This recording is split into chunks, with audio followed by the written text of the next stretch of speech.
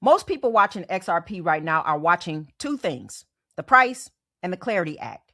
And I completely understand why, because both of those things matter. Okay. But while most of the community has been focused there, something else is happening on the XRP Ledger that almost nobody noticed. And the number attached to it is going to change how you think about what you are holding.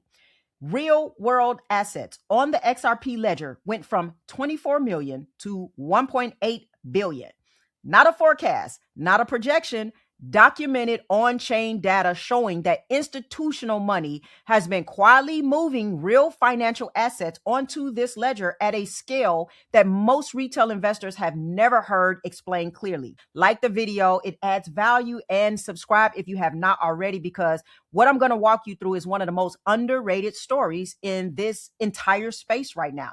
Also, drop in the comments, have you heard about the real world assets on the XRP Ledger before this video? Yes or no? Let me know, because I just want to know how many people in the community have seen this data. Let's get into it.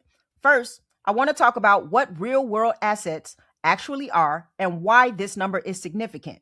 Let me start from the beginning, because I have noticed that real world assets is one of those phrases that get thrown around constantly in the crypto space without anyone really stopping to explain what it means in plain language. And if you do not understand what it is, you cannot understand why the number we just talked about matters as much as it does.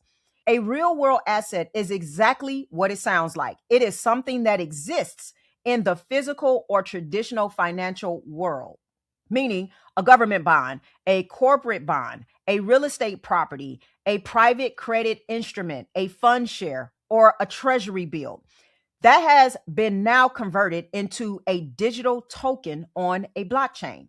So the underlying asset is real. The tokenized version of it lives on the chain. And the reason institutions are increasingly interested in doing this comes down to a set of problems with the traditional financial system that most people experience as normal, but are actually enormously inefficient when you look at them clearly. Think about what happens when a large institution buys a bond today.